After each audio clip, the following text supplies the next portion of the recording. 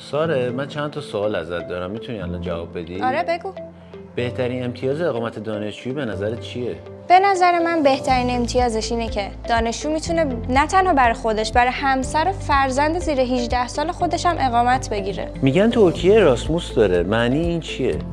اراسموس یعنی فرصت مطالعاتی که دانشجو فقط شهریه دانشگاهشو میده ولی 6 ماه تا 1 سالو میره اروپا درس میخونه. معنی دانشگاه مورد تایید وزارت بهداشت یا تایید وزارت علوم چیه؟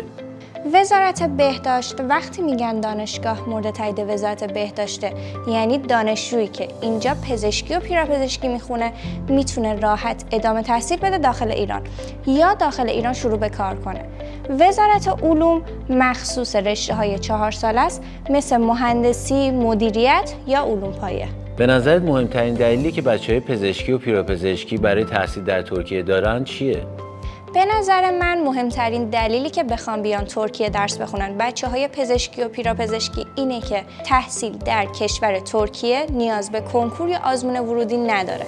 یعنی بچه‌ها میتونن اون انرژی که میذارن روی کنکور رو بذارن روی دروس تخصصیشون داخل دانشگاه. ساره، میتونی به طور کلی بهمون بگی چرا اصلا باید ما کشور ترکیه رو به کشورهای اروپایی ترجیح بدیم؟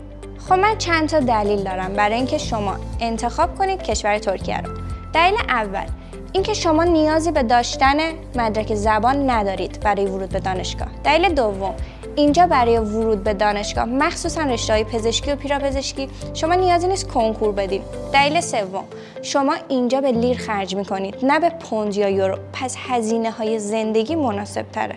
و دلیل آخر نزدیک ایرانه.